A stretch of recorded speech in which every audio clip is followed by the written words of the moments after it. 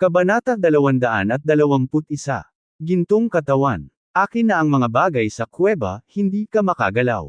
Walang bakas na nag-react ang umaagos na tubig, lumubog ang mukha, at agad na sumugod sa kuweba habang umiinom. Roar! Nang makita ito, muling nagpakita ng kabangisan ang 5 ulo na pinaghalong matako, at ang figure ay bumangon at bumagsak. Malinaw, kung ang umaagos na tubig ay maglakas loob na damaloy, agad silang aatake. Sabay shoot. Nagsalita din si Duan Muchi, ngunit sa pagkakataong ito ay hindi siya nagtatanong, ngunit napaka-firm. Kung tutuusin, lahat sila ay nagmula sa mga superpowers, talented evildoers, at daring talents. Imposibleng manood lang ng Dragon Vein Realm at kunin ang kayamanan sa harap nila. Shoo! Isang grupo ng mga figure ang sumugod, at ang napakatalino na pag-atake ay nagpapaliwanag sa pasukan ng yungib. Ang 5 ulo na magkahalong matako ay sumugod din palabas sa gitna ng mga dagandong. Ang kanilang mga figure ay talagang mas malaki sa sandaling ito, at ang presyon sa kanilang mga katawan ay mas nakakamangha. Hindi maganda. Ang mukha ng isang matandang lalaki na nagpoprotekta kay Liu Shuiwuan ay nagbago, at sumigaw. Ang 5 ulo na magkahalong matako na ito ay umunlad. Hindi na kailangang sabihin, mararamdaman ito ng ibang tao. Kung ang naunang 5 ulo na pinaghalong matako ay mayroon lamang unang cultivation base ng Dragon God Realm, kung gayon sa sandaling ito, tiyak na kapakipakinabang sila sa cultivation base ng gitnang Dragon God Realm. Bagaman ito ay isang maliit na estado, ang agwat sa pagitan nila ay napakalaki. Sa gitnang yugto ng Dragon God Realm, napakadaling durugan ang unang yugto ng Dragon God Realm, maliban kung ito ay isang pervert na tulad ni Suhan. Paano ito posible? Kinagat ni Liu Shuiwuan ang kanyang mga ngipin, nag-evolve sa gitnang yugto ng Dragon God Realm. At ang 5 ulo ay magkasamang nag-evolve. May kinalaman ba to sa lalaking kakapasok lang? Tanong ng binata mula sa second-rate sect. Utut. Si Liu Shuiwuan ay tiyak na sumigaw. Maaaring pahintulutan ng isang Dragon Vein Realm ang 5 ulo na pinaghalong matako na direktang umunlad mula sa unang yugto ng Dragon Realm hanggang sa gitnang yugto ng Dragon Realm. Ang hindi maganda ang utak, tama ba? Natahimik ang binata, ngunit malabo niyang naramdaman sa kanyang puso na ang ebolusyon nitong 5 ulo na magkahalong matako ay may kaugnayan sa lalaking nakaputi. Sa katunayan, ito ay eksaktong pareho. Ang cultivation base ng 5 ulo na pinaghalong matako na ito ay nakakatakot. Sa sinaunang kaharian ng Hanlan, mayroong isang Diyos Panginoon na sumupil sa isang partido, at mayroong hindi mabilang na mga master sa ilalim nito. Ngunit sila ay laganap sa loob ng libu-libong taon, kumakain ng asensya at dugo ng daan-daang milyong tao, na ginagawang sakit ng ulo ang mga Panginoon ng sinaunang kaharian ng Hanlan. Gusto nilang habulin sila, ngunit hindi nila magawang patayin. Si Suhan ang kumuha ng shot, pinigilan sila ng palad, at agad na tinatakan ang cultivation base at ikinulong dito. Gayunpaman, sa cultivation base ni Suhan sa sandaling ito, imposibleng tanggalin ang lahat ng kanilang mga seal, at ang palad ng kanilang ulo ay ngayon palang nagbukas ng bakas ng selyo para sa kanila. Ibig sabihin, hayaan ang kanilang lakas na pumunta ng direkta mula sa unang yugto ng Dragon God Realm hanggang sa gitnang yugto. Malinaw, para kay Liu Shuiwuan at sa iba pa, ito ay isang walang katotohanan na bagay sa mundo, at hindi sila maniniwala kung sila ay papatayin. Kahit na ano, hindi niya mapapayag na makuha niya ang kayamanan sa kuweba na may maliit na Dragon Vein Realm. Malamig na bumantong hininga si Liu Shuiwuan. Halos lahat ng kuweba sa loob ng unang light curtain na ito ay na-explore na. Mahirap hanapin ang lugar na ito. May 5 umuusbong na hybrid na matako na nagbabantay sa kanila, at ang mga kayamanan dito ay hindi maiiwasan. Napakahalaga nito, ano ang silbi ng pagkahulog sa mga kamay ng isang Dragon Vein Realm? Tumango rin si Duan Muchi. Ang mga taong tulad nila ay maaaring ibaling ang kanilang mga mukha sa mga kaibigan para sa mga kayamanan. Kuya Hai, paprotektahan niyo akong dalawa, gusto kong pumasok sa kuweba. Sinulyapan ni Liu Shuiwuan ang 2 matandang lalaki, at nagmamadaling lumabas ng walang sabi-sabi. Itinuro din ni Duan Mucha ang kanyang daliri, at lumipad ang mahabang espada, dala ang streamer, sa matako na pagkain na may 5 ulo. Natural, hindi magdadalawang isip ang ibang tao. Kung makukuha nila ang kayamanan, hindi maiiwasang lumutang sila sa langit. Sa kayamanan sa oras na iyon, kahit sina Liu Shuiwen at Duan Mucha ay hindi makakatulong sa kanila. Boom boom boom. Ang nakakagulat na malalakas na ingay ay patuloy na narinig sa labas ng kuweba, at nagsimula ang labanan sa pagitan ng karamihan at ng matako. Tara na. Tanging si Ling Xiao lamang ang dahan-daang umatras sa katahimikan. Anak, ang kayamanan sa kuweba. Medyo ayaw ng isang matandang babae sa tabi niya. Tumawa si Ling at sinabi, kakaiba ang lugar na ito, at hindi rin maintindihan ang mga pamamaraan ni Young Master Liang. Sa halip na mag-aksaya ng oras dito, mas mabuting pumunta sa ibang lugar para maghanap ng mga kayamanan. Oo, bahagyang tumango ang matandang babae, pinuprotektahan si Ling Xiao mula rito. Sa sandali ng kuweba, tinitingnan ni Suhan ang mga tambak ng buto sa kanyang harapan, iiling-iling ang kanyang ulo at bamantong hininga. Malinaw, ang mga butong ito ay gumastos ng malaking halaga upang talunin ang matako na matako bago pumasok sa yungib. Ngunit pumasok sila, ngunit hindi na lumabas muli. Kung gusto mong lumabas, dapat mong maunawaan ang Thunder Curtain. Maaari bang umasa lamang sa brute force ang mga tao ng Longwo Continent? Mahinang sabi ni Suhan. Mabubuksan ba ng buong lakas ang kulog na kurtinang inilatag ng kanyang cultivation? Bakas lang ito. Sa katunayan, kumpara sa tao yun sa Thunder Screen, ang mga kayamanan sa kuwebang ito ay talagang wala. Sa bawat kuweba, naglalagay si Suhan ng isang light curtain, o thunder curtain, o flame curtain o spirit curtain. Ito ang pinakamababang 5 panuntunan sa elemento. Ang orihinal na intensyon ni Suhan ay maglagay ng Daoist rhyme sa kulog na kurtinang ito, upang maramdaman ito ng mga huli, at sa gayon ay makakuha ng malaking kapalaran. Nakakalungkot lang na mababa ang IQ ng mga taga-Longwo Continent, at kayamanan lang ang pinahahalagahan nila. Sa harap ni Suhan, bukod sa mga tambak ng buto, mayroong isang platapormang bato. May isang figurang nakaupo sa platapormang bato. Ang figure ay nakasuot ng ginto. Ang kanyang laman at dugo ay natuyo, ngunit hindi ito naging mga buto, ngunit nakaupo roon ng buo. Sa kanyang katawan, mayroon ding malabong gininto ang liwanag na sumisikat, tulad ng isang Buddha. Sa harap ng gintong figurang ito, may isang bote ng jade. May 3 tabletas sa bote ng jade. Ang tableta ay nagniningas na pula, at ito ay parang ordinaryong mga tabletas. Si Suhan lang ang nakakaalam na ito ang Fire Dragon Peel. Ang Fire Dragon Peel ay hindi isang elixir na maaaring magpapataas ng cultivation, ngunit maaaring gamitin sa pag-atake. Ayon sa level ng cultivation base ng user, iba rin ang attack power nitong Fire Dragon Peel. After so many years, patay ka na rin ba? Tiningnan ni Suhan ang figure na may gininto ang damit, na medyo nalungkot. Ang taong ito ay nasaktan si Su, at pinatay pa ang ilan sa mga nasasakupan ni Suhan, ngunit pinahahalagahan ni Suhan ang kanyang potensyal at gustong tumanggap mula sa Tusen Pavilion, ngunit hindi siya pumayag. Sa wakas ay nahuli ni Suhan, dito rin siya nakulong. Sa plano ni Suhan, orihinal na gusto niyang bitag ang taong ito dito sa loob ng ilang panahon, nang malaman niya ito at kung kailan siya pakakawalan. Pero sa huli, wala pa ring balita na pumayag siya. Time is really the most invisible killer. Ang taong ito ay napakalakas sa simula, ngunit pagkatapos ng 10-10 milyong taon, siya ay nakaupo pa rin. Sa huling buhay mo, hindi mo na ako mabilang na beses na tinanggihan. This time, hindi ka na makakatanggi. Gamit ang isang alon ng palad ni Suhan, ang bangkay na may gintong damit at ang tableta ng apoy na dragon ay kasama sa singsing ng kalawakan. Nais niyang ibigay ang bangkay na ito kay Lian Yus para ipaglaban ang magiging Tusen Pavilion. Ito ay maaaring ituring na mapilit ni Suhan, na nagpapahintulot sa taong ito na sumali sa Tusen Pavilion. Matapos gawin ang lahat ng ito, tumayo si Suhan sa kuweba ng ilang sandali, at tuluyang umalis.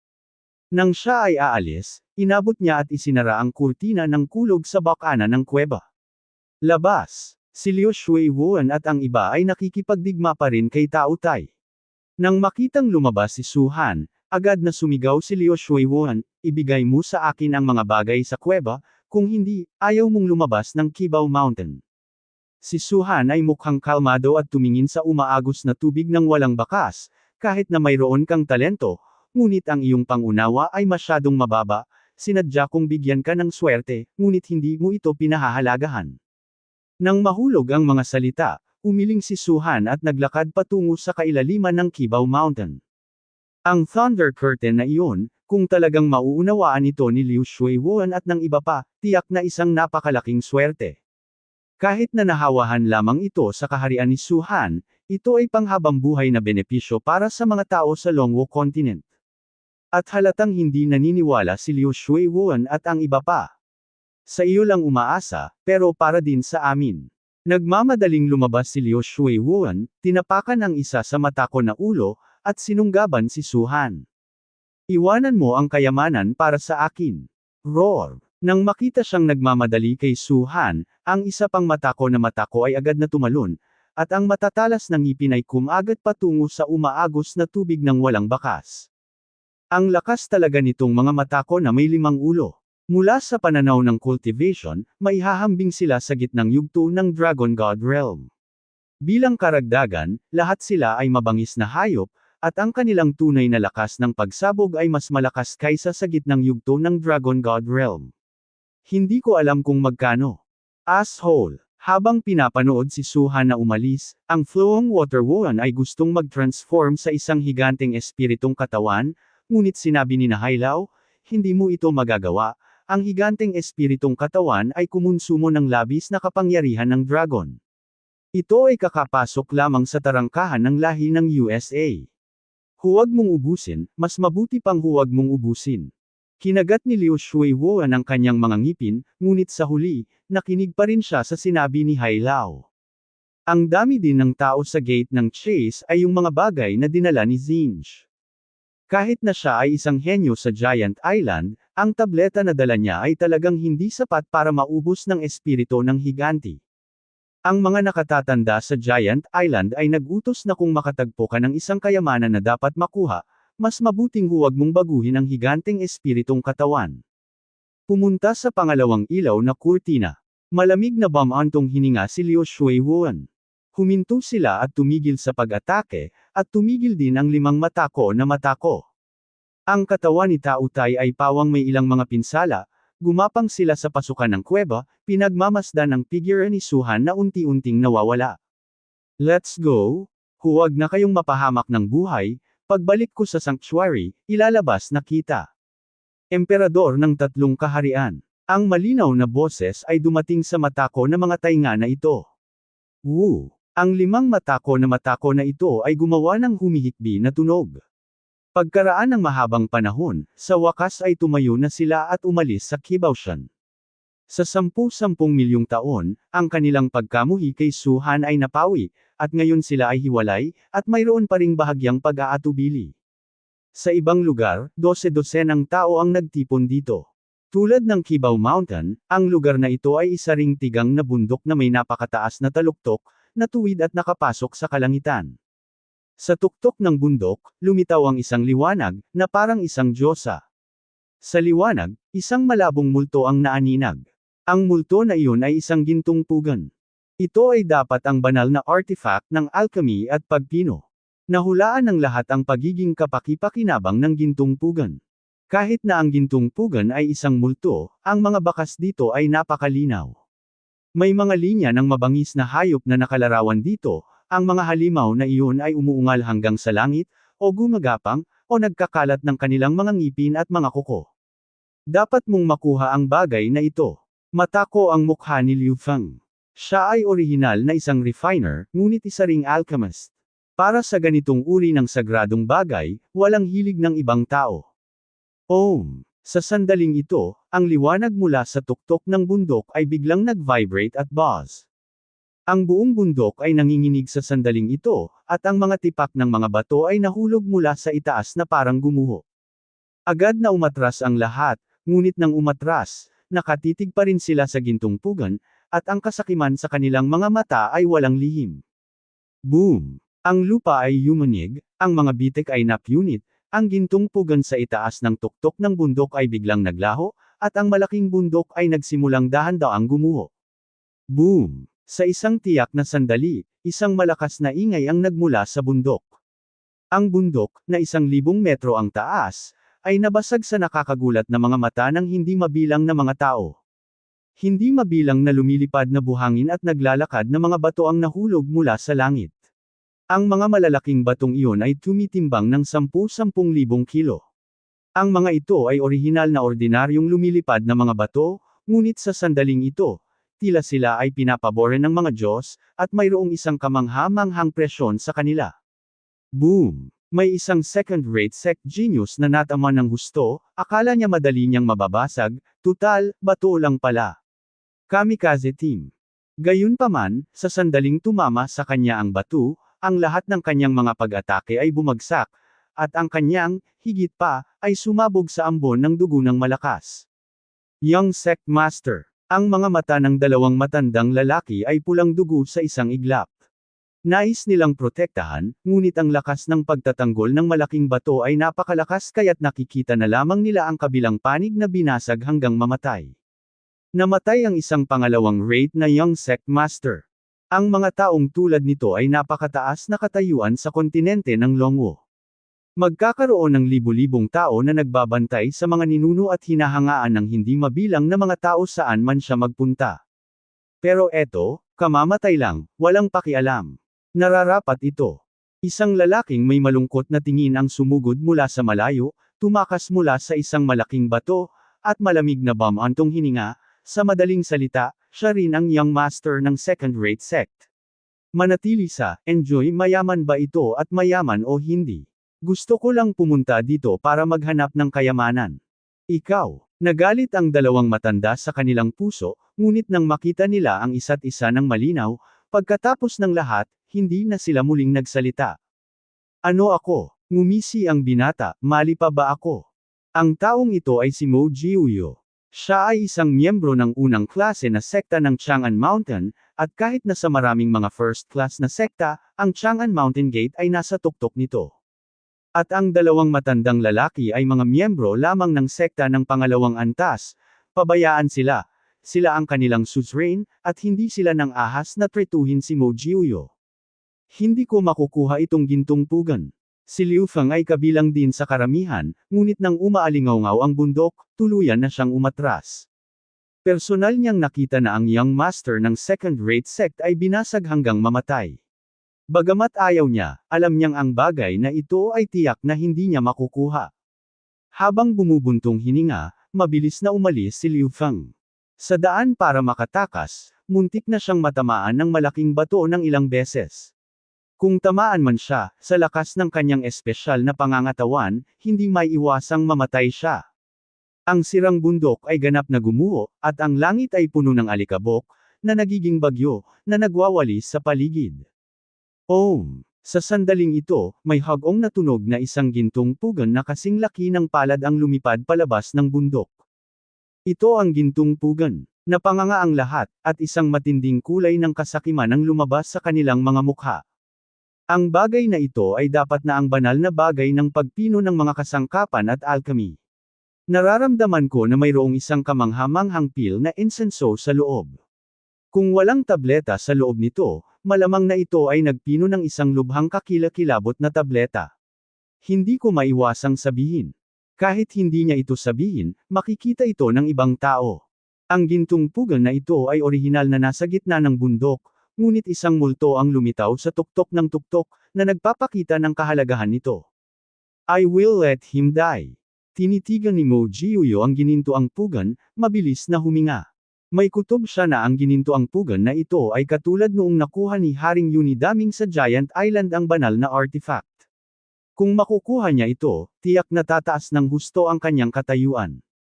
Gayunpaman, walang pumapansin sa kanya. Kahit na siya ay isang henyo ng Chang'an Mountain Gate, siya rin ang taong may pinakamataas na katayuan sa lugar na ito, ngunit ang banal na relic ay nasa kanyang harapan, bakit siya susuko dahil sa kanyang pagkakakilanlan? Wow! Sa ilalim ng tingin ng lahat, ang ginintoang pugan ay kumikinang ng maliwanag, tulad ng isang nakasisilaw na araw, napakatalino. Grab! Malamig na sumangot si Mo Jiuyo, biglang lumabas, at hinawakan ang higanteng bato patungo sa gintong pugan. May isang malaking bato na nagmumula sa hangin, at may liwanag mula sa katawan ni Mo Jiuyo. at ang liwanag na iyon ay mabilis na naging armor, mukhang marilag. Kasabay nito, lumitaw ang isang silver-white long knife mula sa kamay ni Mo Jiuyo. Sa isang mabangis na alon, isang malaking 10 metro ang haba na talim ang kumislap, at ito ay bumangga sa malaking bato. Bitik. Sa ilalim ng hiting ito, ang malaking bato ay direktang nahati sa dalawa, at ang figure ni Mo Jiuyo ay dumaan dito. Napakamatalim. Tumakbo si Liu Feng sa malayo habang iniikot ang kanyang ulo para tingnan si Mo Jiuyo, labis na nabigla. Ang ganitong uri ng malaking bato ay tumitimbang ng 10,000 katays. Dati, isang henyo ng sektang second rate ang nabagsak hanggang mamatay. Huli na ang huli para mag-react. Ngunit pinutol ito ni Mo Jiuyo sa kalahati gamit ang isang kutsilyo. Bagaman ang mga nakababatang henerasyon ng malalaking puwersang ito ay mayroon lamang cultivation base sa tuktok ng Dragon Spirit Realm, marami silang kayamanan sa kanilang mga kamay, tulad ng silver white long knife na ito, na marahil ay isang medium grade purple, gintong sandata. Palihim na bumantong hininga si Liu Feng. Ang mga medium grade na purple gold na armas, na nagkakahalaga ng hindi bababa sa 1 bilyon, ang malalaking puwersang ito ay talagang mayaman. Nang palihim siyang bumantong hininga, pinalawak din ng lahat ang kanilang lakas at sumugod patungo sa gintong pugan. Sa sandaling ito, nakapag-react na sila, mayroon silang paraan upang harapin ang malaking bato, at madali silang nakaiwas. Hindi man talaga sila nakaiwas at natamaan ng malaking bato, may mga protective measures sila sa buong katawan.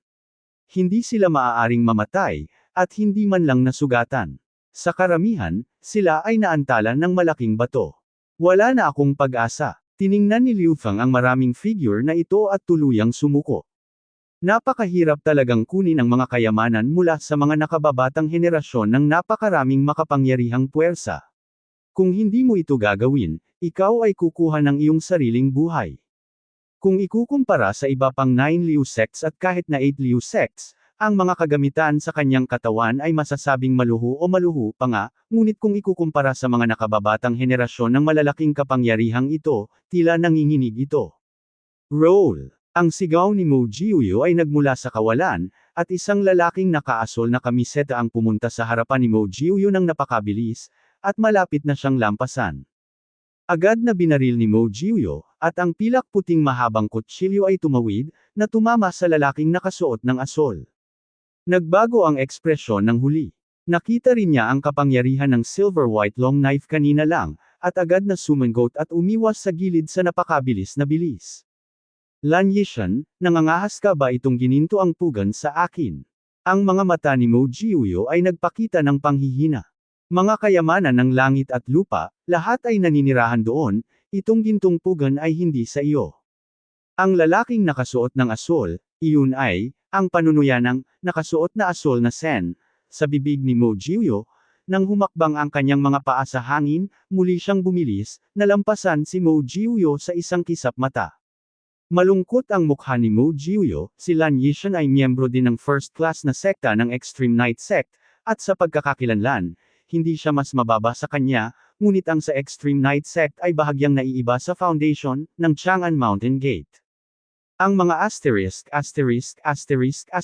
na ito ng Extreme Night Sect, ang cultivation technique ay nakatuon sa bilis ng pag-atake, at ang ipinapakita ni Lan Yishan ay dapat ang Kunpang Body Technique, isa sa mga signature dragon skills ng Extreme Night Sect. Pangit ang mukha ni Mo Jiuyo, sa lakas, hindi ko siya kalaban, pero sa bilis, mas mababa ako sa kanya. Kuya Lee, tigilan niyo na itong para sa akin. Tumingin si Mo Jiuyo sa matanda sa tabi. Shoo! Agad na lumabas ang dalawang figure. Nasa Dragon God Realm sila at pinigilan ang kanilang cultivation base para makapasok sa lugar na ito. Kahit na ang kanilang lakas ay pinigilan din ng husto, ang kanilang kaharian ay inilagay doon, at ang kanilang bilis ay natural na mas mabilis na may parehong estilo ng katawan. Li Chenglin, hindi lang ikaw ang mga tagapag-alaga na pumapasok sa lugar na ito. Sa panig ni Lan Yishan, mayroon ding 2 tao na nagmamadali, ito ay 2 matandang babae. Halos isang kisap mata lang, magkadikit at magkabanggaan silang 4. Sa prosesong ito, si Mo Jiuyo at Lan Yishan ay parehong nagpatuloy sa pagtakbo patungo sa Golden Furnace. Akin ang gintong pugan na ito. Ang mga mata ni Lan Yishan ay nagniningning, tumingin siya pabalik kay Mo Jiuyu, at nakita niya na si Mo Jiuyu ay medyo malayo pa sa kanya, at maaari niyang ganap na makuha ang gintong hurno bago si Mo Jiuyu. Tigilan mo nga ako, si Mo Jiuyu ay umungal, at ang mahabang kutsilyo ay biglang umusbong, at ang nanginginig na liwanag ng talim ng langit ay dumaan sa kawalan. Ito ay 10-10 metro ang haba, ilang beses na mas malakas kaysa dati. Napunit ng blade ang kawalan at humampas kay Lan Yishan sa napakabilis na bilis. Sa lakas, hindi kita matatalo, pero sa bilis, mas malala ka. Malamig na sumangot si Lan Yishan, at naging ilusyon ang figure. Nabasag ng blade light ang kanyang katawan at naputol ito sa kalahati, ngunit walang dugong umaagos. Pagkatapos ng imahe, may sumigaw, ngunit napakunot ang noo sa susunod na sandali, dahil ang multo ay hindi talaga after image ni Lan Yishan, at sa bilis ni Lan Yishan, hindi ito sapat na mabilis para mag-iwan ng after image. Wow! Lumitaw ang figure ni Lan Yishan sa ibang lugar, nginisyan si Mo Jiuyu, at hinawakan ito sa Jinluo. Ngunit sa sandaling ito, isang malaking gininto ang kamay ang biglang lumabas mula sa kawalan, mas mabilis pa kay Lan Yishan. Hulihin ang dragon. Nagbago ang mukha ni Lan Yishan, at sumigaw, Huayun, ang bagay na ito ay pag-aari ko, nangangahas ka bang kunin ito sa akin? Nakakatawa. Hindi kalayuan sa likod ni Lan Yishan, mabilis na dumating ang isang figure. Sinabi mo rin na ang mga kayamanan ng langit at lupa, lahat ay naninirahan doon, bakit ang gintong pugan na ito ay naging iyo?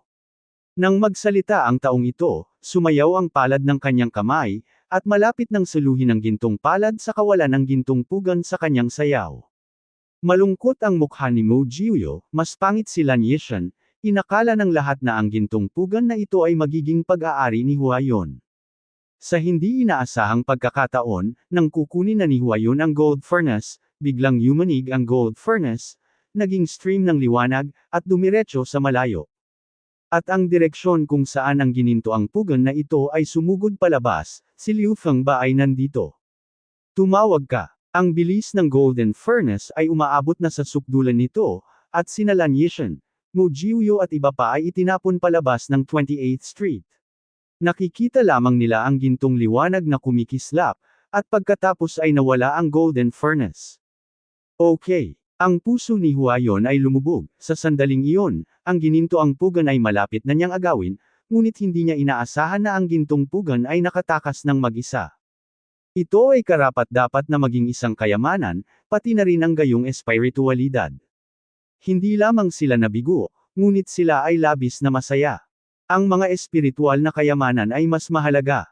Shoo! Pagkatapos ng gininto ang liwanag, ang mga figure ay lumabas ng napakabilis. At sa malayo, si Liu Feng ay nagmamadali ng buong lakas. Napaka-decisive pa rin niya. Kung hindi niya makuha, hindi siya mag-aaksaya ng oras dito.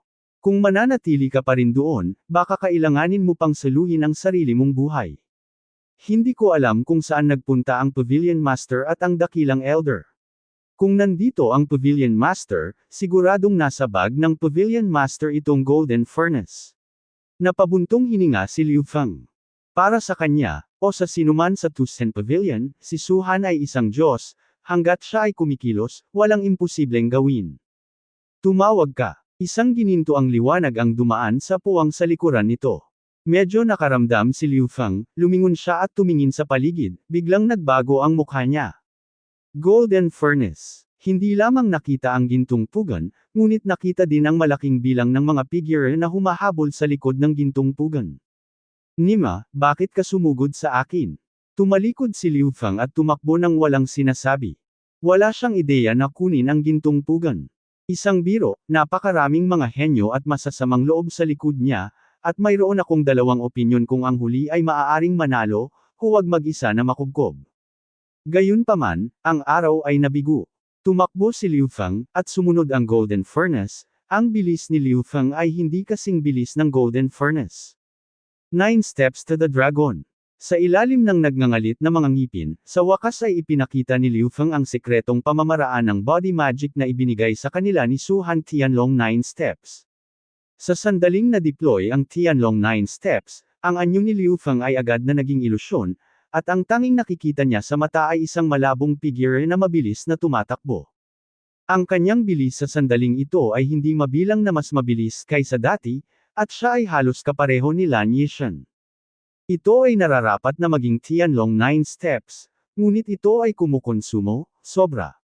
Si Liu Feng ay nababalisa, naramdaman niya na ang espiritual na enerhiya sa kanyang katawan ay mabilis na nauubos, at walang aura ng espiritual na enerhiya dito, ang tanging paraan ay ang tableta.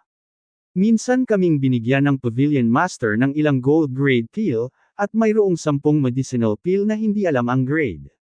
Noong panahong iyon, sinabi ng Pavilion Master na ang 10 tabletang ito ay hindi dapat gamitin bilang huling paraan. Saglit na nag-isip si Liu Feng, kumuha ng low-grade na gold-grade na tableta, at direktang nilunok ito.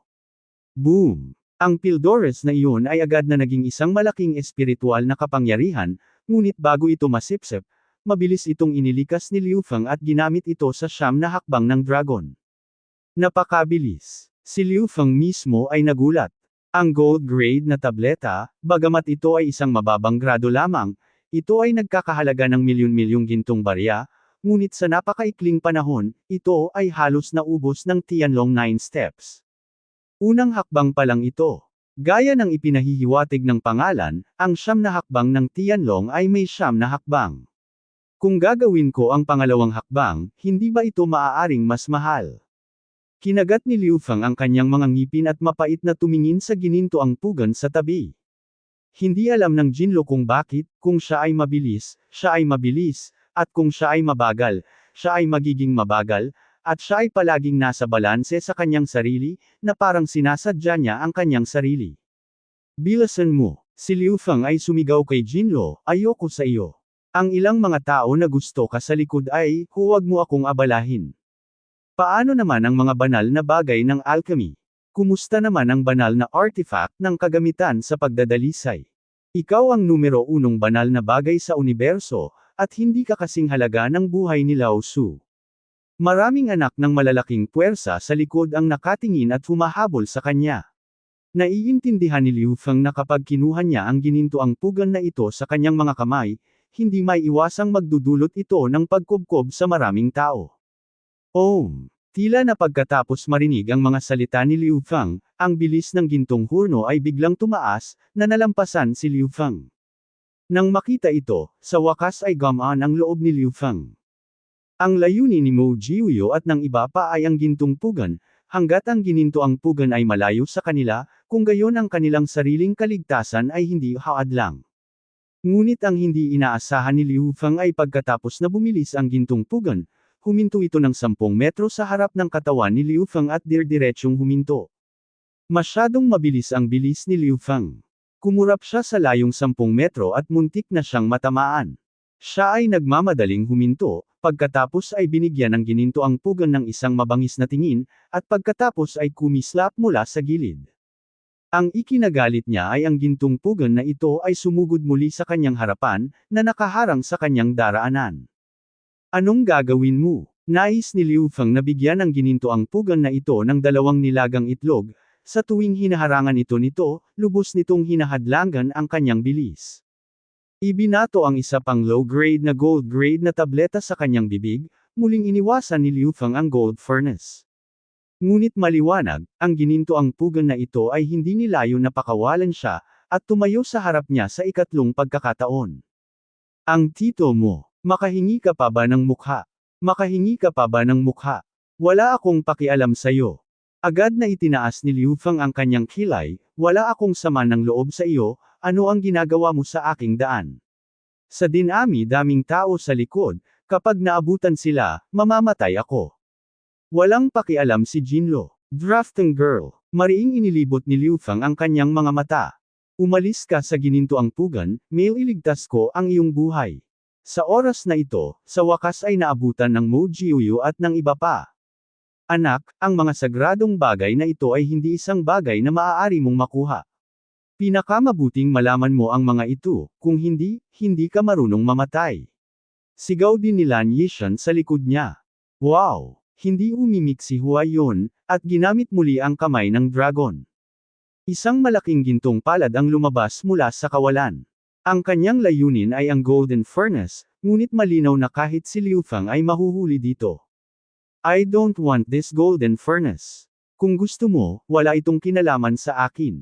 Inosenteng sumigaw si Liu Fang, at kasabay nito ay mabilis na umiwas, iniiwasan ang nakakahuli na dragon ni Huayon. Kapag siya ay umiwas, ang gintong pugan ay umiiwas, siya ay tumatakbo, at ang gintong pugan ay tumakas. Kapag siya ay huminto, ang gintong pugan ay humihinto din. Sa madaling salita, ang ginintoang pugan na ito ay parang multo, laging nakabalot kay Liu Fang, na humaharang sa kanya. Okay, malinaw na nakita rin ni Mo Jiuyo at ng iba pa ang eksenang ito. Bigla nilang naalala ang tala sa mga sinaunang aklat ng sekta, na nagsasabi na ang pinaka-espiritual na kayamanan ay maaaring pumili ng may-ari sa kanilang sarili. Hindi kaya, pinili lang ng Golden Furnace na ito ang mahiyaing lalaki sa harap niya. Gayun din, kahit na ang taong ito ay gumagalaw nitong gintong pugan, hanggat ang taong ito ay huminto, pagkatapos ay maaabutan natin ang ginintoang pugan. Palihim na sinabi ni Mo Jiuyo sa kanyang puso, at biglang lumitaw ang isang ngiti sa kanyang mukha, at sumigaw kay Liu Fang, itong kapatid, ang layunin natin ay itong ginintoang pugan. Mangyaring huminto, pansamantala at hayaang tumigil din ang ginintoang pugan na ito, kapag naghihintay ako para makuha itong ginintoang pugan, natural na pakakawalan kita. Tumigil ako, sabi ako. Inilibot ni Liu Fang ang kanyang mga mata at hindi huminto, na parang hindi niya narinig ang mga salita ni Mo Jiuyo. Seryoso ako. Kumunat ang noo ni Mo Jiuyo. Grabe ang legs ng lola mo. Si Liu Fang ay nagmura ng lihim sa kanyang puso, hindi lamang itinago, ngunit mas mabilis din. Isang biro, kung hinahabol lang ni Mo Jiuyo si Liu Fang, baka talagang makinig si Liu Fang sa mga salita ni Mo Jiuyo, huminto at hayaan si Mo Jiuyo na makuha ang gintong pugan. Ngunit ngayon, napakaraming tao na hinahabol ni Nima ang kanyang sarili, at ang mga titig ni Huayon at Lan Yishan ay malapit ng kainin ang kanyang sarili.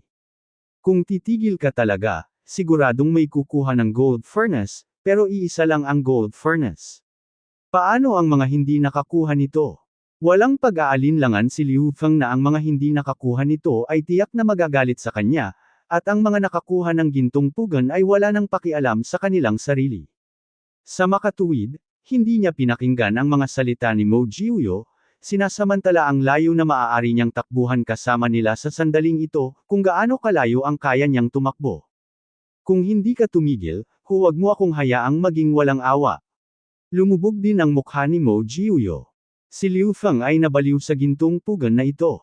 Nang marinig ang mga salita ni Mo Jiuyo, hinayaan niya ito sa mismong lugar, at sinabi kay Mo Jiuyo, kung titigil ka, pakakawalan mo ako. Hanggat nakuha ko itong gintong pugan, tiyak na hindi ko ito gagawin sa iyo. Sabi ni Mo Jiuyo. How about them? Can you guarantee na hindi nila gagawin? Tumawag si Liu Fang. Natural na naiintindihan ni Mo Jiuyo na ang mga binanggit ni Liu Fang ay sina Lan Yishan, Huayon at iba pa. I will try my best para tulungan kang pigilan sila. Muling sabi ni Mo Jiuyo. Noong ako ay isang 3 taong gulang na bata. Biglang pinalakpak ni Liu Fang ang kanyang mga kamay at nontog sa gintong pugan. And you dead thing? I don't care about you, dapat sundin mo si Laozi. Bilasan mo. Hugging. Ang Golden Furnace ay nanginginig at tumunog, ngunit siya ay nagmamadaling lumabas at binatukan si Liu Fang. Suray-suray si Liu Fang at muntik nang mahulog sa lupa. Ang kapangyarihan ng ginintoang pugan ay napakalakas, ngunit hindi ito nasaktan. Tila hindi ito nasisiyahan sa palad ni Liu Fang. Nima, natuto ka na bang maghayganti? Tumitig ang mga mata ni Liu Fang, at hindi niya ito pinansin. Gayunpaman, sa kanyang puso, labis pa rin siyang nabigla sa espiritualidad ng gintong pugan na ito. Dahil minsang sinabi ni Su Han na ang gayong espiritual na bagay ay dapat na isang kayamanan, kahit na ito ay ilagay sa larangan ng bituin, ito ay lubhang mahalaga. Gusto mo? Sinulyapan ni Liu Fang ang ginintoang pugan, gusot sa kanyang puso. Noong una, ayaw niya talaga. Pero ngayon, kahit ayaw niya, sinundan pa rin siya nitong gintong pugan. Patay ang lahat kung gusto mo o hindi, bakit hindi? Si Liu Fang ay nagpakita ng pagiging mapagpasyahan at hinawakan ang gintong pugan. Tamang-tama, ang ginintoang pugan na ito ay hindi napigilan, ngunit patuloy na nanginginig ng malakas, na parang nasa sabik. Huwag ka nang manginig, masyado kang makapangyarihan, hindi na kita maaabutan ng kalog. Sigaw ni Liu Feng. Ang gintong pugan ay gumalaw saglit, at ang ginintoang liwanag sa buong katawan niya ay nagtagpo. Okay, nakita ni Lan Yishan at ng iba pa ang eksenang ito, agad na sumigaw si Mo Jiuyo, "Damn, you dare. You have your life to take this thing, but it's useless, so hand it over. Ibigay mo ito sa sandaling ito at panatilihin kang walang kamatayan." Maraming mararahas na inuman ang nagmula sa karamihan. Si Liu Feng ay medyo natakot noong una, ngunit sa sandaling ito ay ganap na siyang nakaka-relax. Habol, habulin, alam mo habol, habol mo sa tatay mo. Sinigawan ni Liu Feng si Mo Jiuyo at ang iba pa, hindi ba ito ay isang sirang pugan lamang? Paghabol ng umutot, gusto mo, tawagin mo akong lolo, bibigyan kita ng limos, at pagbabantaan ako dito, iniisip na kapaki-pakinabang ang pagbabante sa akin. Sabihin mo mga bastos, hindi ako kumakain nito. Pasensya na ha. Halos lumabas ang boses ni Senador Leng sa bibig ni Mo Jiuyo at ng iba pa ng sabay-sabay. Sila ay ganap na natigilan, ang batang ito ay naglakas loob na magsalita sa kanyang sarili at sa iba ng ganito. Alam mo, sa gitna ng karamihan, sinumang kinaladkad palabas ay isang malaking kapangyarihan kahit man lang sa pangalawang antas, kahit na sina Mo Jiuyo, Lan Yishan, Hua Yun at iba pa ay hindi nang ahas na maging napakayabang. Sabi ko grupo ka ng Shobi, the Shobi. Ang boses ni Liu Feng ay nagmula sa harapan. Good. Huminga ng malalim si Mo Jiuyo at ang iba pa, malungkot ang kanilang mga mukha na parang uulan. Boom. Hindi mabilang na mga pag-atake ang nahuhulog kay Liu Feng ng labi sa sandaling ito. Halos bawat pag-atake ay may sobrang nakakatakot na kapangyarihan. Sa ilalim ng galit ni Mo Jiuyo at ng iba pa, ginamit nila ang kanilang buong lakas nang hindi umaalis sa anumang mga kamay. Ang kanilang layunin ay totoo na ang ginintoang pugan ay totoo, ngunit sa sandaling ito, ang unang bagay na dapat gawin ay patayin si Liu Feng. Oh! Nagulat si Liu Feng, at agad na naglabas ng bote ng jade at ibinuhos ang 8 gold grade na table task na natitira dito sa kanyang bibig. Boom! Ang hindi masabi na espiritual na enerhiya ay lumabas mula sa katawan ni Liu Feng, at ang lahat ng mga table task ay natunaw. Ang pangalawang hakbang. Biglang sumigaw si Liu Feng, ang kanyang bilis ay tumaas ng husto sa sandaling ito, at ang walang laman ay direktang hinayla palabas sa isang kamangha-manghang itim na track. Sa sumunod na sandali, nawala ang figure ni Liu Feng.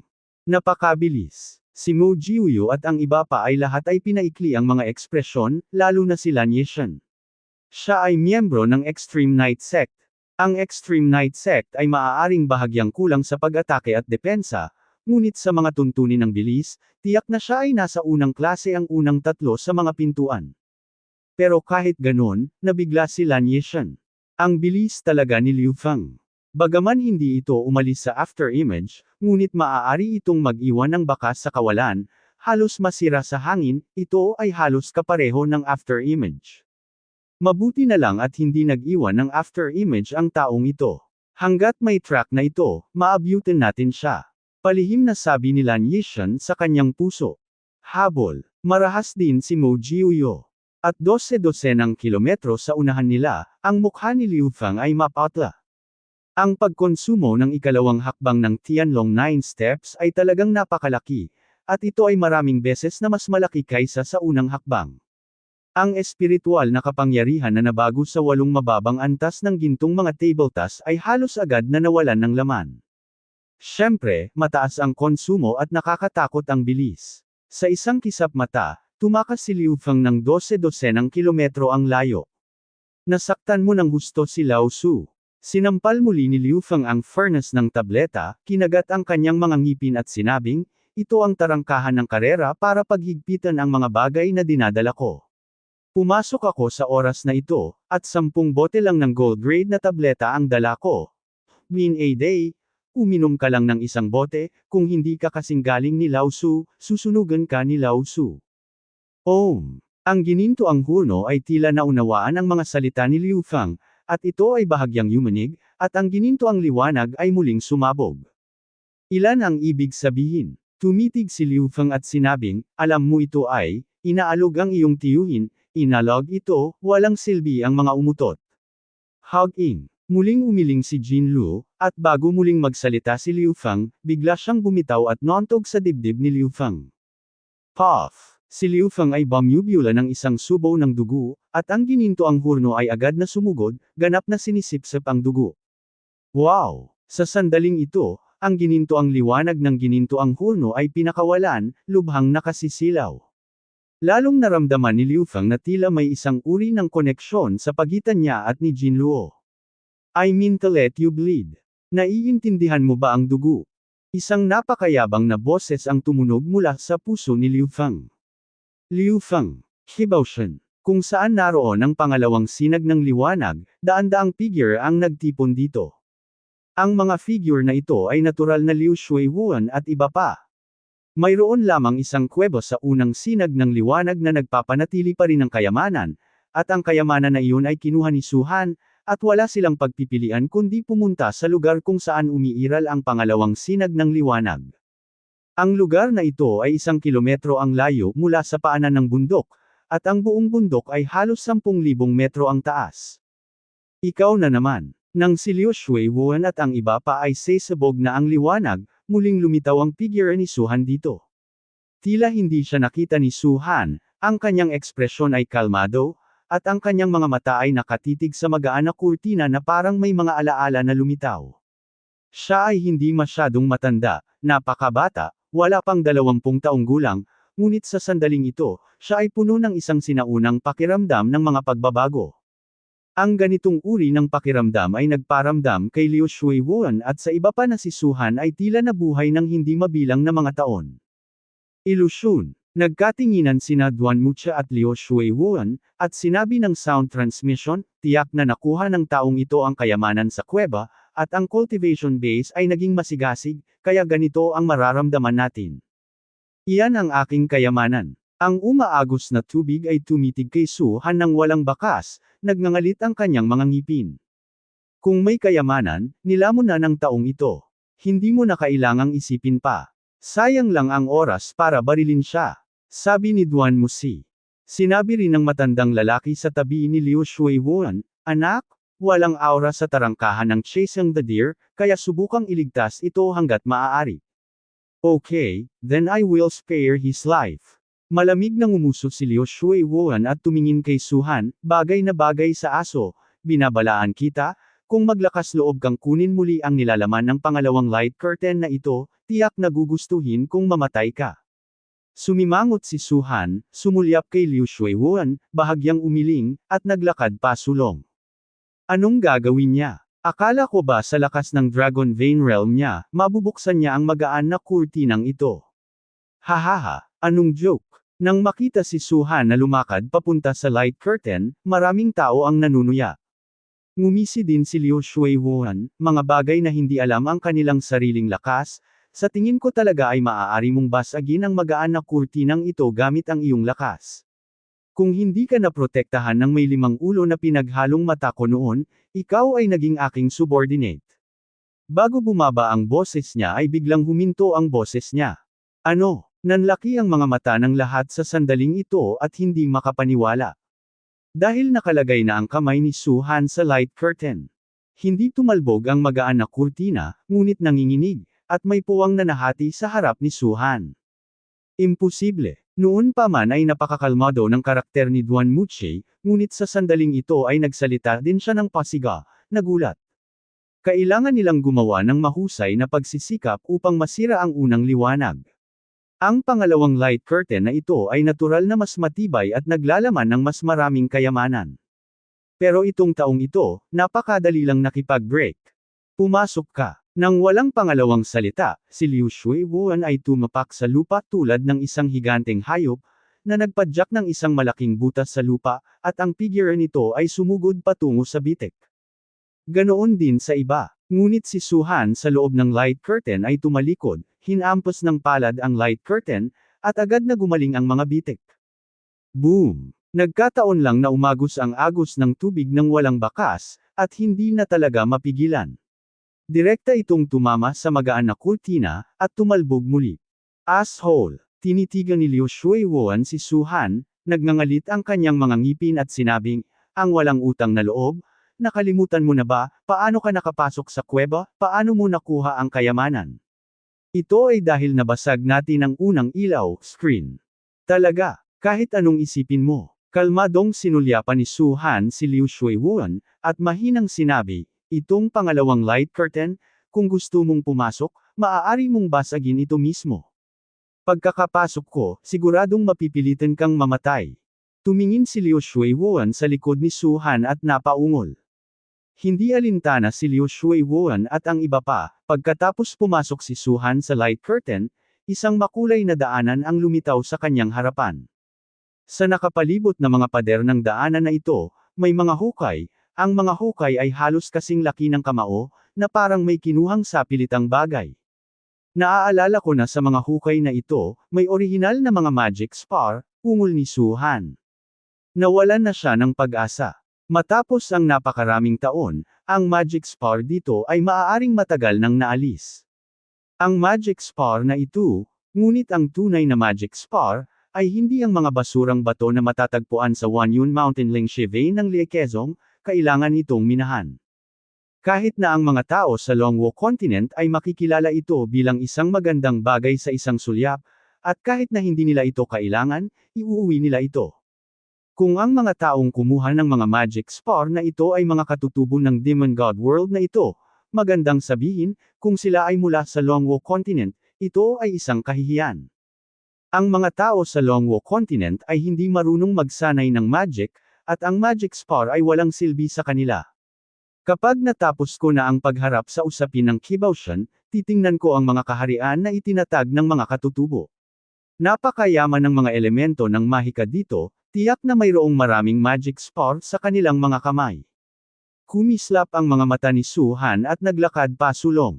Sa 7 magagaan na kurtina sa bundok na ito, isa-isang may mga kuweba. Karamihan sa mga kuweba dito ay mga kayamanan din na kinuha ng mga tao. 3 kuweba pa lang ang nakaharang.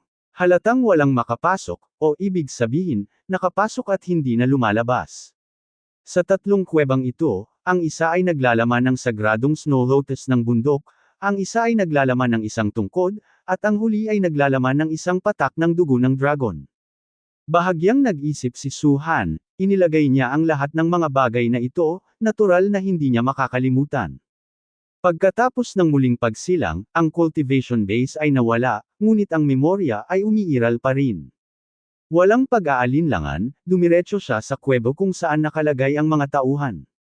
May pulang ilaw na kurtina na nakaharang sa pasukan ng kuweba, na parabang isang apoy ang nagniningas, at ang nakakagulat na temperatura ay nakakapaso sa paligid.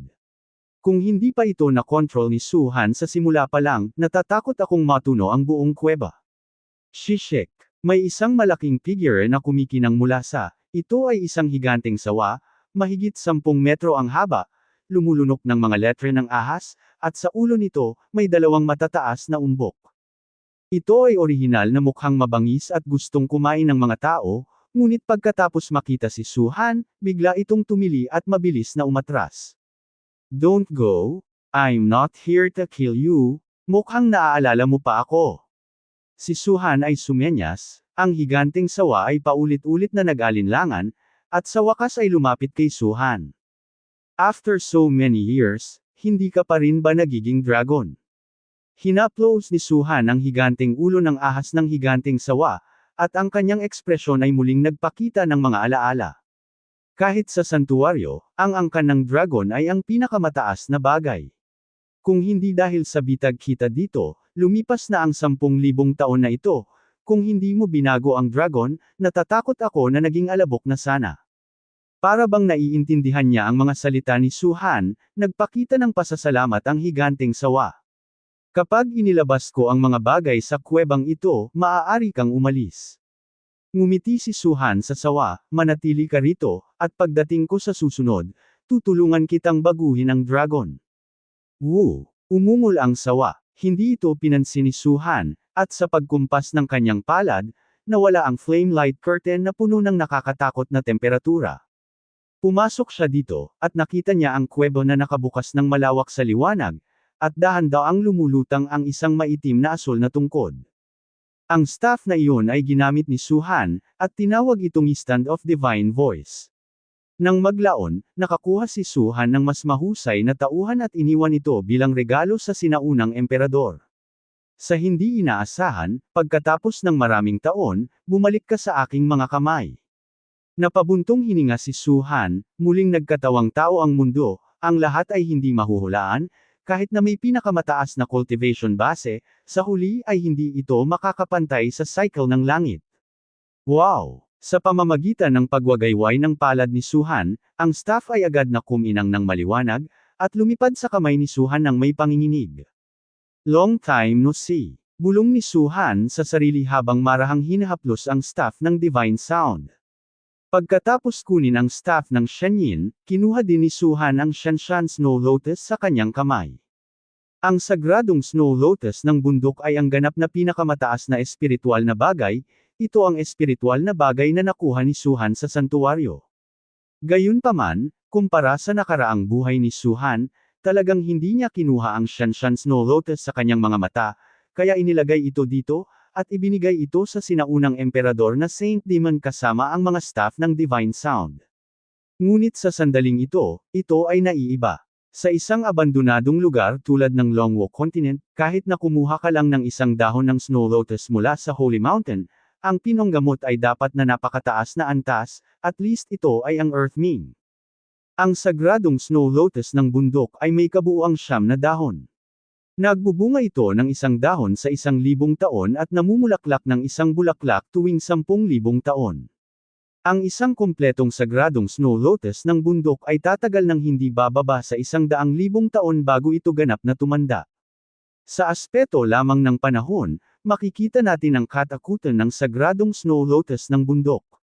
Sa Sanctuary Powers List, ang 36 na Snowland Goddess ay ang sagradong bundok na Snow Lotus.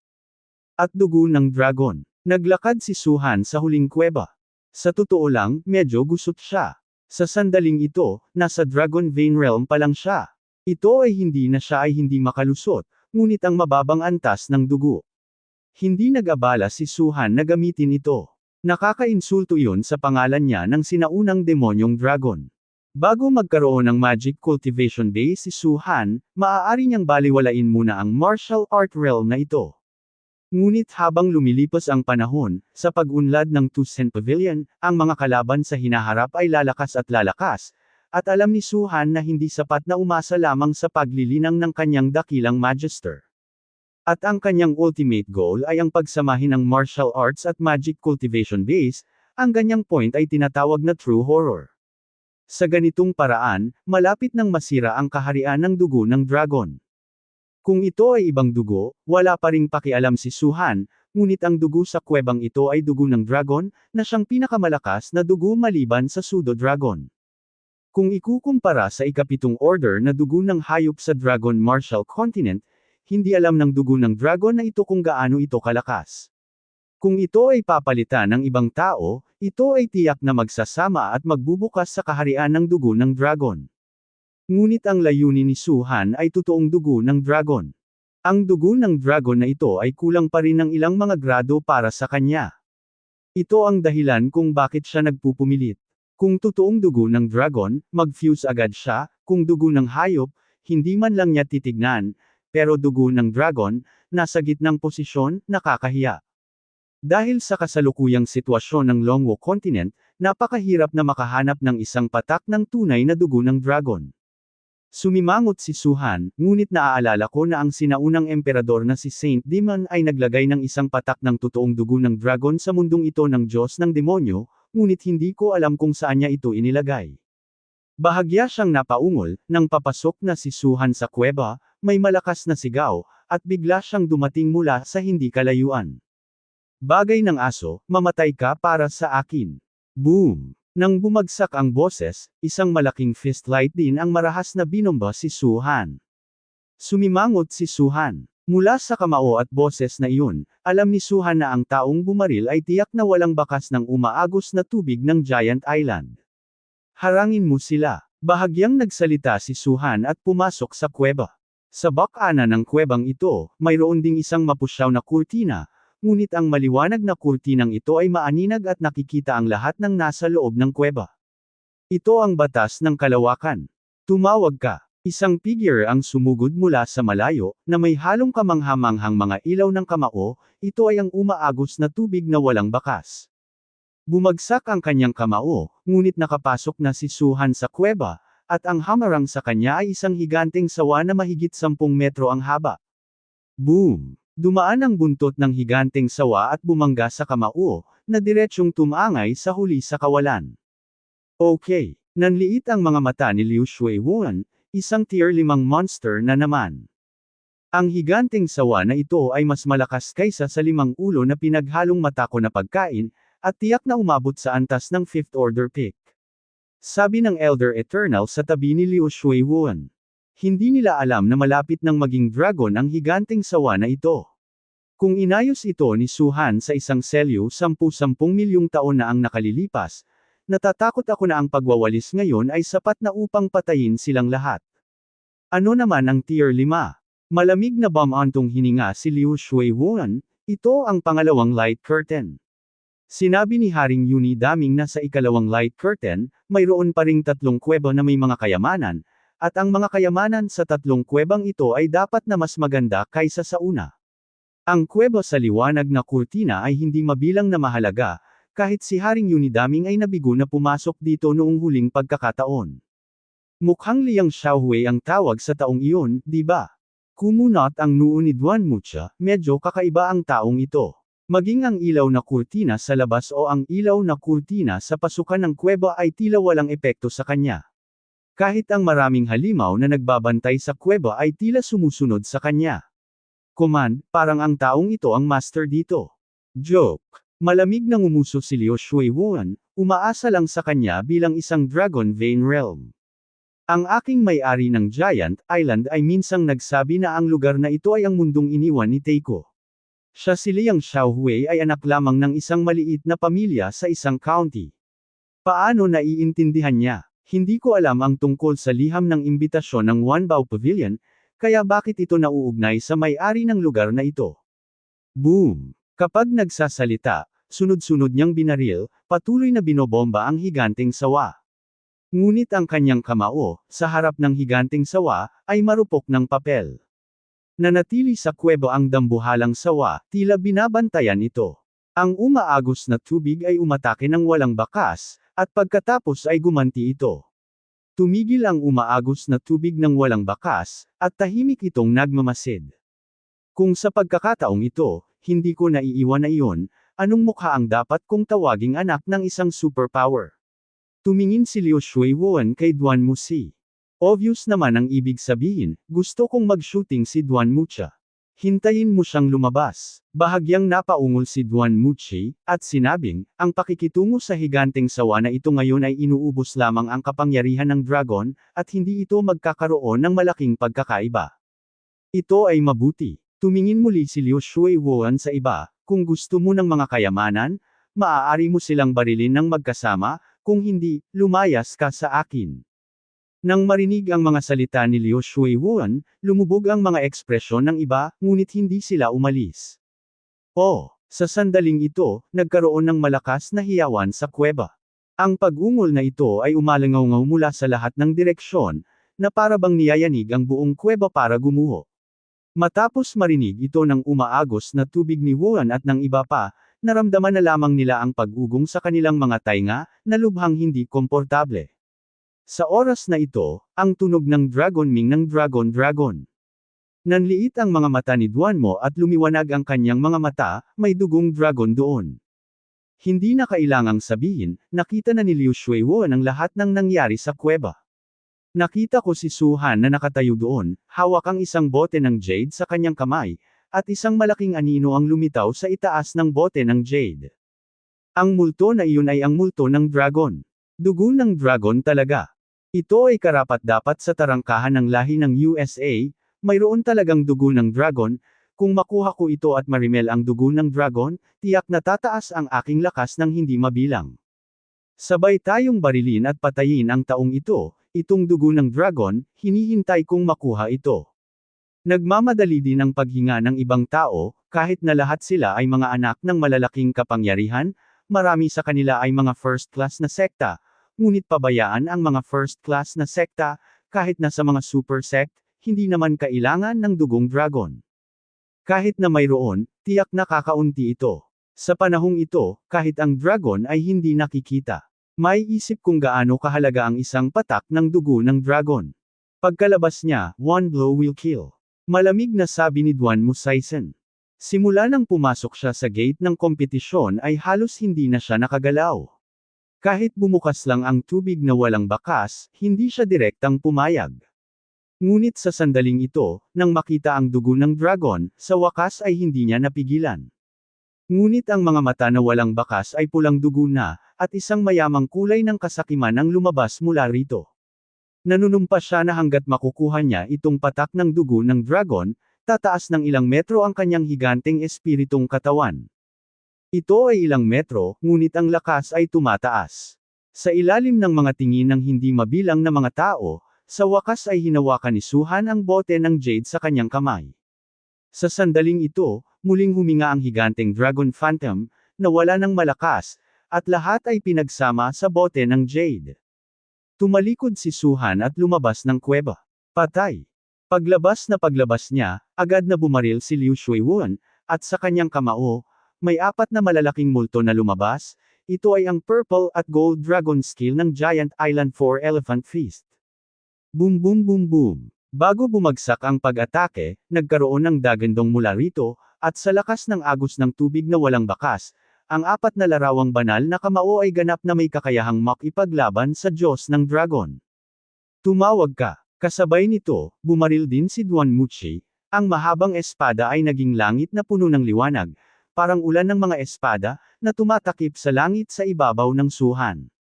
Hindi lamang sila, ngunit ang maraming nakababatang henerasyon ng mga dakilang kapangyarihan ay bumaril sa sandaling ito, na nangakong papatayin si Suhan.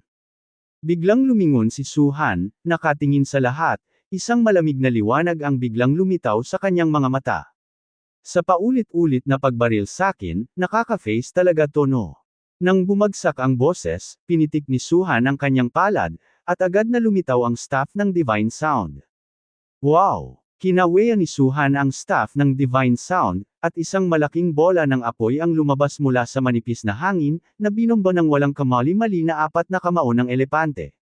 Kasabay nito, ang espasyo sa paligid ng Suhan ay biglang naging yelo, at lumitaw ang mga puting ambon. Ang mga puting ambon na ito ay naging ice ray, at direktang nagyelo ang ulan ng espada na nagmumula sa langit. Boom boom boom boom. Nagkaroon ng tunog ng pagsabog, at ang bola ng apoy ay sumabog ang walang markang 4 na kamao ng elepante sa kawalan.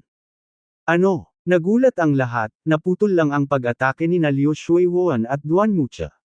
Samahan mo. Muling iwinagayway ni Suhan ang staff ng Divine Sound, ngunit nakita niya ang malalaking puno na tumataas mula sa lupa, at mayroong hindi mabilang na retan sa malalaking puno. Sa ilalim ng pagyanig, ang mga pag-atake ng lahat ay nabasag. Hindi ka ang Dragon Vein Realm.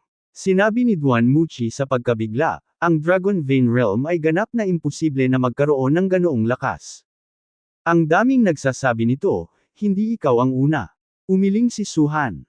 Lumubog ang mukha ni Duan Muchi, at muli siyang bumaril, at siyam na gininto ang mahabang espada ang lumitaw ng sabay-sabay, sa napakabilis na bilis, maging ang espasyo ay malapit ng bumukas, sinaksak si Suhan. Ang cultivation base ng taong ito ay Tyran Aikal, at hindi niya maitatago ang kanyang cultivation base. Kung gusto niya itong patayin, dapat niyang gawin ang lahat ng kanyang makakaya. Sigaw ni Duan Musi kay Liu Shuiwuan. Ang umaagos na tubig Wuan ay isang kagat din sa pagitan ng kanyang mga ngipin, at biglang ang kanyang mga kilay, ang kanyang figure ay biglang namamaga sa sandaling ito, at sa isang kisap mata, ito ay naging isang higanteng 10 metro ang taas. Deganteng espiritong katawan. Nang makita nila ang eksenang ito, napabuntong hininga ang iba. Tanging si Duan Muchi lamang ang malamig na bumantong hininga, ngayong ang usapin ay, itinatago mo pa rin ang iyong cultivation base. Ang 10 metrong taas na ito ay hindi ang iyong buong lakas. Sapat na sa kanya ang 10 metro. Lumaki ang katawan ni Liu Shuiwuan, at naging magaspang ang boses niya. Sa isang hakbang na ginawa, ang malaking figure ay direktang lumapit sa ulo ni Su Han at tumapak kay Su Han. 10 metro. Itinaas ni Su Han ang kanyang ulo at pinaikit ang kanyang mga mata. Nakaaliko ka na ng 100 metro, anong silbi? Wow! Namulaklak ang liwanag, at isang malaking figure din ang namuo sa harap ni Su Han. Ito ang dakilang higanti. Ang mga primordial giants at ang mga higanteng bundok ay may pagkakatulad, ngunit ang pagkakaiba ng lakas sa pagitan ng dalawa ay parang dagat at ilog, na ganap na magkaiba. Ang taas ng prehistoric na higanteng ito ay halos 40 metro, halos umabot sa bangin sa itaas. Kung ikukumpara doon, parang bata ang higanteng gawa ng umaagos na tubig. Ano? Nagbago ang mukha ni Liu Shuiwuan, at lubos siyang nabigla. Alam ng lahat na sa buong Longwo Continent, tanging ang mga tao mula sa Giant Island ang maaaring mag-transform sa mga higanteng espiritong katawan. Ngunit ngayon, bago pa talaga iwagayway ni Su Han ang kanyang kamay, nagpatawag siya ng isang higanti. Kahit sa taas o pressure, malinaw na naramdaman ni Liu Shuiwuan na talagang hindi siya ang kalaban ng kalaban. Boom! Ang prehistoric giant ay sumabog sa isang suntok, at inihampas ito sa talampakan na tinapakan ng umaagos na tubig Wuan. Nakarinig ng isang click, ang umaagos na tubig ay sumisigaw ng walang bakas, at ang kanyang 10 metrong taas na figure ay direktang lumipad palabas, na tumama sa pader ng malakas, na nagdulot ng pagyanig sa kanyang paligid. Malakas kaya, huminga ng malalim ang lahat. Dragon Vein Realm pa rin ba itong si Nima? Abnormal lang. Ang dakilang higanti ay lumilipad sa tubig ng walang bakas. Tanging, ang malaking kamay ang muling humawak dito, at hinawakan ang 9 na kamay na mahabang espada na ibinigay ni Duanmo sa kanyang kamay. Bumalik ka. Biglang nagbago ang mukha ni Duanmucha, ang mahabang espadang iyon ang kanyang pinakamahalagang kayamanan. Ang bawat hawakan ay isang medium-grade purple gold na armas. Kung isinama, maaari itong masira sa purple gold rank at maabot ang mababang antas ng Holy Spirit level. Ang mga bagay na ito, kahit na siya ang kaakit-akit na henyo ng Sword Immortal Tomb, ay lubos na pinahahalagahan at hindi nangangahas na matalo. Gayunpaman, 8 hawakan lamang ang bumalik sa kanya sa huli. Ang isa sa mga hawakan ay nasira sa kalahati ng dakilang higanti. Asshole! Duanmo Sixen ay tumutulo ng dugo. Kung ang isang mahabang espada ay nabali at 8 hawakan ang natitira, kahit na ito ay pinagsama, ito ay maaari lamang maging isang high-grade na purple gold na armas. Ang pagsasanib na may 9 na hawakan ay ganap na 2 konsepto. Papatayin kita. Nais ni Duanmucha na lamunin si Su Han. Hindi niya inaasahan na kakapasok lang niya sa tarangkahan ng kompetisyon at natalo ang isang mahabang espada. Ang pagsasanib ng 8 hawakan ay hindi umabot sa antas ng banal na espiritu. Para sa kanya, ito ay katumbas ng pagkawala ng braso. Then you come, hinihintay kita, mahinang sabi ni Su Han. Nalantad ang mga asul na ugat ni Duanmucha sa kanyang noo, at walang salita, sumugod siya patungo kay Su Han. Wow! Kasabay nito, ang figure na walang bakas ng umaagos na tubig ay muling lumundag, na umabot sa limitasyon nito, isang buong 33 metro. Isang kahangahangang presyon ang lumabas sa katawan ni Wuan mula sa umaagos na tubig. Kasabay nito, siya ay umungal na parang marahas, at ang buong daanan ay nanginginig. Dog offal, mamatay ka sa akin. Sinugod niya si Su Han, at muling pumutok ang kamao ng 4 na elepante, at sabay na lumitaw ang isang malaking higanteng multo sa likuran niya. Ang higanteng multo ay maaaring sumipsip ng langit at lupa na espiritual na kapangyarihan, makadagdag sa kanyang pagkonsumo, at maaari ring mapahusay ang bahagi ng kanyang paglilinang. Kaya lang, walang aura ng langit at lupa sa lugar na ito, kaya kung gusto ni Liu Shuiwo na mapanatili ang pagkonsumo, mayroon lamang isang tableta. Wow! Sa pambobomba ng flowing water Wuan, ang multo sa likod nito ay nahulog din patungo kay Su Han. Ngunit ang prehistoric giant sa harap ni Su Han ay hindi isang display. Boom! Sabay-sabay na pumutok ang prehistoric giant, nagbanggaan ang dalawa, at ang nakakagulat na puwersa ay kumalat mula sa gitna, na parang isang ripple, na tinangay. Shoo! Nang sumalakay ang prehistoric giant at si Liu Shuiwuan, tatlong figure ang sumugod sa likod ni Su Han at pumatay patungo sa Duanmucha. Ang isa sa kanila ay ang higanteng sawa na higit sa 10 metro ang haba, at ang dalawa pa, ang isa ay isang malaking leopardo na higit sa 3 metro ang taas at halos 10 metro ang haba, at ang huli ay isang higanteng agila na may berdeng ilaw. Tapos na lahat. Ang kanilang orihinal na cultivation base ay lubos na nakakatakot. Kung sila ay ma-unblock at mailagay sa Longwo Continent, maaari nilang walisin ang buong Longwo Continent. Ang tinatawag na Dragon Sovereign Realm ay hindi nagkakahalaga ng pagbanggit sa kanilang mga mata, at ang isang bibig ay maaaring kainin ng hilaw. Boom boom boom. Ang tatlong figurang ito ay humipo kay Duanmucha, at kaagad na nagkaroon ng dagandong. Lumipad ang figure ni Duanmucha, medyo namutla ang mukha. Siya ang cultivation base ng Dragon Spirit Realm Kick. Gaano man siya kalakas, hindi niya kayang labanan ang tatlong tier 5 pick monster beast ng mag-isa. Kung hindi lang tutulungan siyang pigilan ng dalawang matandang babae sa tabi niya, itong banggaan lang ang magdudulot sa kanya, kailangan mong masugatan ng husto. Ang dalawang matandang babae ay lumipad din ng pabaligtad, ang kanilang paglilinang ay napigilan hanggang sa tuktok ng Dragon Spirit Realm, at hindi sila kalaban. Kahit na mailabas ang lahat ng lakas, maaaring hindi nito kayang makipagkumpetensya sa tatlong halimaw na ito. Boom! Kasabay nito, sa malalaking puno na ipinatawag ni Su Han, ang mga baging ay patuloy na nagwawalis, at ang maraming makapangyarihang mga bata ay hindi nang ahas na sumulong. Ang ilan sa kanila ay nawalis, at ang mga depensa sa kanilang mga katawan ay agad na nabasag, na nagbuga ng dugo, muntik ng mahimatay. Isang biro, ang ipinapakita ni Su Han sa sandaling ito ay ang mahika ng ikapitong order na mahistra, at sa tulong ng wand ng Divine Sound, ang kapangyarihan ay maihahambing sa kapangyarihan ng mahika ng First Order na dakilang mahistra. Ang ganoong magic, ang Dragon King Realm lang ang makakalaban, umaasa lang sa kanilang Dragon Spirit Realm. Hindi ako marunong mamatay. Masyadong malakas ang taong ito. Anong klaseng mahika ang mga ito? Hindi ba kailangan niyang ubusin ang espiritual na kapangyarihan? Ang taong ito ay masyadong kakaiba, hindi ako naniniwala na siya ay isang anak ng pamilya sa isang maliit na bayan ng county. Ang mga nakababatang henerasyon ng malalaking puwersang iyon ay nagngangalit ang kanilang mga ngipin. Nagpatuloy ang mga pag-atake ni Su Han nang hindi lumulunok ng isang tableta. Sa isang lugar tulad ng Gate of the Deer, ito ay hindi kapanipaniwala. Isang tao, ang mga anak ng halos 100 malalaking puwersa na lumalaban ng mag-isa, kasama nila, halos kalahati sa kanila ay mga powerhouse ng Dragon God Realm na pinigilan ang kanilang paglilinang. Ang ganitong uri ng lakas ay nakakatakot, kahit na ito ay ang umaagos na tubig ng espiritu ng higanteng katawan na walang bakas, o ang Duanmo na regalo mula sa siyam na mahabang espada, hindi nito magagawa. Puff! Sa isang tiyak na sandali, ang umaagos na tubig ay bumulwak ng isang subo ng dugo, at ang kanyang figure ay muling lumipad palabas. Ang prehistoric giant ay masyadong malakas, si Liu Shuiwuan ay hindi isang kalaban, at si Su Han ay sineseryoso na siya kung kaya niyang magpatuloy hanggang ngayon.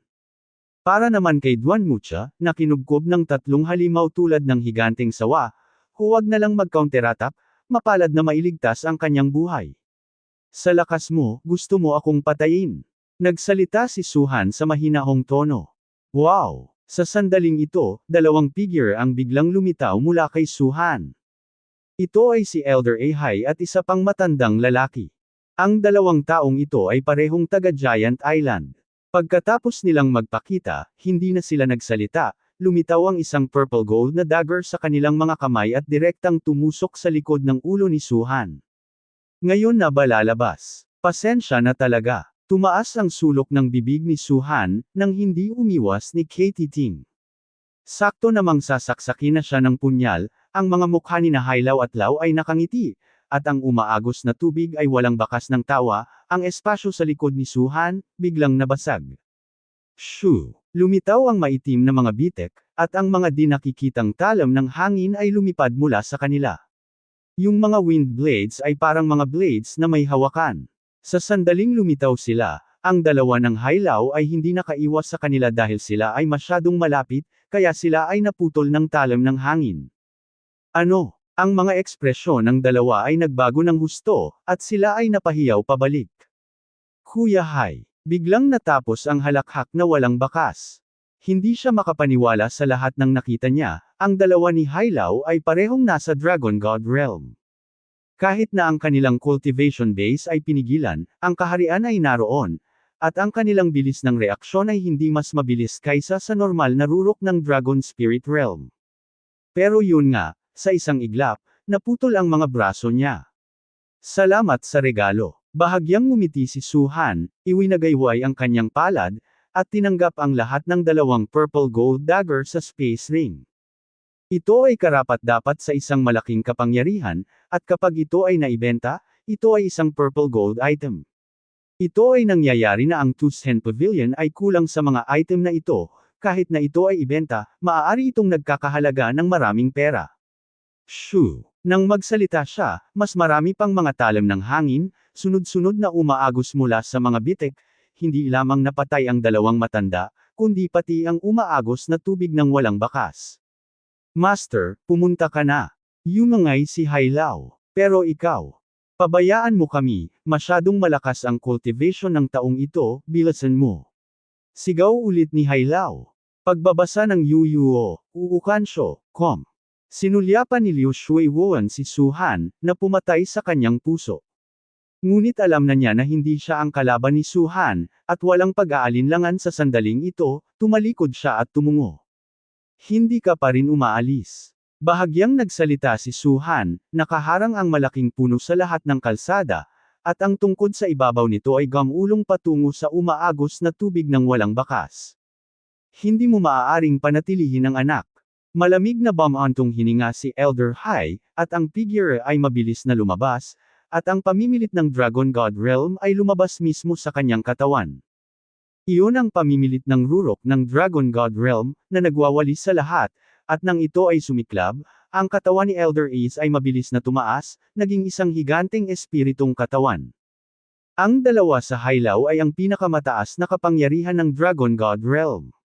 Ang mga higanteng espiritong katawan na kanilang isinambulat, sa sandaling lumitaw sila, ay umabot sa higit sa 50 metro, at nang matapos sila, umabot sila sa buong taas na 70 metro. Maging ang mga henyong anak ni Liu Shuiwuan sa tinatawag na Giant Island, na nasanay ng husto, ay hindi kasing husay nila. Ang kagilahil-alas na pamimilit ay tumagos sa kawalan, at ang 70 metrong taas na higanti, kahit na huminga, ay tila nag-ihip ng malakas na hangin. Hiya! Huminga ng malalim ang lahat, at sa wakas ay nakita nila ang lakas ng powerhouse ng Giant Island. Mula sa taas na iyon, nagbigay ito sa mga tao ng malakas na visual impact. Ito ay ganap na naiiba sa higanteng espiritong katawan na walang bakas ng umaagos na tubig. Ito ay isang realm difference, isang Dragon Spirit Realm at isang Dragon ***** realm. Nang tumayo sila, ang kanilang mga ulo ay umabot na sa tuktok ng lagusan, at sila ay napilitang yumuko. Pero sayang naman at walang armas ang dalawang higanteng ito. Dahil ang kanilang mga braso ay naputol sa pamamagitan ng punyal ni Suhan ngayon lang noong sila ay kasing laki ng mga ordinaryong tao. Nagkaroon ng hagong sa kalawakan, at ang mga batas ng kalawakan sa mundo ng mga demonyo ay nagsimulang paalisin sila. Sila ay mga tagalabas, at ang cultivation base ng Dragon God Realm ay lumampas sa limitasyon. Ang mga ito ay ganap na nahayag sa sandaling ito, at natural na sila ay paalisan. Anak, umalis ka na. Sinabi ni Alao Chao Liu Shuiwuan, bagaman ang batas ng kalawakan sa lugar na ito ay nagsimula ng paalisan, maaari pa rin tayong kumapit ng ilang sandali, sapat na upang maprotektahan ang anak mula sa ligtas na pag-alis. Tumango si Liu Shuiwuan, at tumakbo patungo sa labas ng walang pag-aalinlangan. Ang pagkamuhi para kay Suhan sa kanyang puso ay umabot sa sukdulan, at ang dalawang Hailao ay pumasok upang protektahan siya sa isang kritikal na sandali. Ang tinatawag na kritikal na sandali na ito ay natural na sandali sa ***** kayamanan. Mula sa pananaw ni Liu Shuiwuan, hindi mahalaga kung ang dalawa ng Hailao ay pinatalsik, ngunit sila ay pinatalsik, ngunit wala silang napala, na ikinagalit niya. Maya-maya, mamamatay ka sa kamay ko. Kinagat ni Liu Shuiwuan ang kanyang mga ngipin. Sa pag-agos ng tubig na walang bakas, sinundan ng ibang tao ang pagkakataong ito at gustong umalis sa daanan. Kasama si Duan Muchi, ang tingin kay Su-han ay puno ng matinding takot. Hindi dapat magtagal ang lugar na ito. May 3 halimaw na nagbabantay sa taong ito. Napakahirap para sa akin na patayin siya. Pagkatapos kong lisanin ang lugar na ito, kung makikita ko siyang muli, posibleng mapatay ko siya. Duan mo si sabi ng matandang babae. Boom! Sa oras na ito, ang mga higanteng espiritong katawan na binago ng 2 elder ay naglunsad na ng pag-atake kay Su-han. Sila mismo ang cultivation base ng rurok ng Dragon God Realm. Sa sandaling ito, binago nila ang higanteng espiritong katawan, at ang kanilang lakas ay masasabing napakapangit. Bagamat hindi nito maabot ang antas ng Dragon Emperor Realm, hindi ito maihahambing sa ordinaryong Dragon God Realm. Desperado, tinitigan ni Su-han ang 2 Elder High at iwinagayway ang kanyang mga palad, at ang tungkod sa malaking puno ay agad na hinayla patungo sa kanila. Boom! Ang 2 sa Hailaw ay binomba ng mga kamao, at ang kanilang kakilakilabot na kapangyarihan sa pag-atake ay nahulog sa tungkod, na naging sanhi ng direktang pagkabali ng tungkod. Pero napakaraming rattans. Mayroong 12-dosenang malalaking puno na ipinatawag ni Su-han, at bawat isa sa kanila ay may libo-libo. Kung gusto mong durugan sila ng buo, hindi mo ito magagawa ng ilang sandali. Well, ang iyong oras ay tila 1 minuto na lang ang natitira, pang-aasar ni Su-han. Biglang tumalikod si Elder High at tinitigan si Su-han na may pamatay na layunin. Alam ng matanda na nagbago ang hitsura mo, at tiyak na hindi ka anak ng tinatawag na pamilya ng county. Pagkatapos mong umalis sa tarangkahan ng karera, ang sisiyasatin kaagad ng matanda ang iyong pagkakakilanlan kapag nalaman ng matanda, kailangan kitang patayin. Naghahanap ka ng kamatayan. Biglang naging malamig ang tono ni Su-han. Sa tingin mo hindi kaya ng matanda. Sa tingin mo hindi ko magagawa sa Giant Island. Si Liu Shuiwuan ang anak ng panganay na anak ng Giant Island ko. Maglakas loob kang patayin. Naka-record na ang matanda, lahat.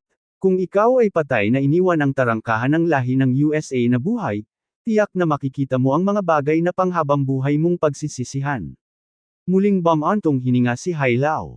Tapos hindi ka pa rin umaalis. Ang pinaka nakakainis sa buhay ko ay ang pananakot sa akin ng iba. Malamig at nakakatakot ang mga salita ni Su-han, at ang temperatura sa paligid ay nagyayelo sa sandaling ito. Alam niyang kung gusto talaga ng Giant Island na mag-imbestiga, madali niyang malalaman ang pagkakakilanlan niya. Pagkatapos ng lahat, ang mga makapasok sa tarangkahan ng kompetisyon ay pawang mga makapangyarihang puwersa na may mukha, at ang pinakamasama ay mga sekta sa pangalawang antas. At ang mga tao ng mga puwersang ito, malinaw na alam ng Giant Island. Sa pagkakataong ito, ang 5 lang niya ang walang gaanong kapangyarihan sa likod nila. Hanggat gumagamit ng kaunting trick ang Giant Island, malalaman niya mula sa Wanbao Pavilion na siya ang may-ari ng pavilion ng Tusen Pavilion. Sa kapangyarihan ng Tusen Pavilion sa sandaling ito, malinaw na imposibleng labanan ang Giant Island. Ang tanging paraan, ay panatilihin ang lahat ng nakakaalam ng bagay na ito dito.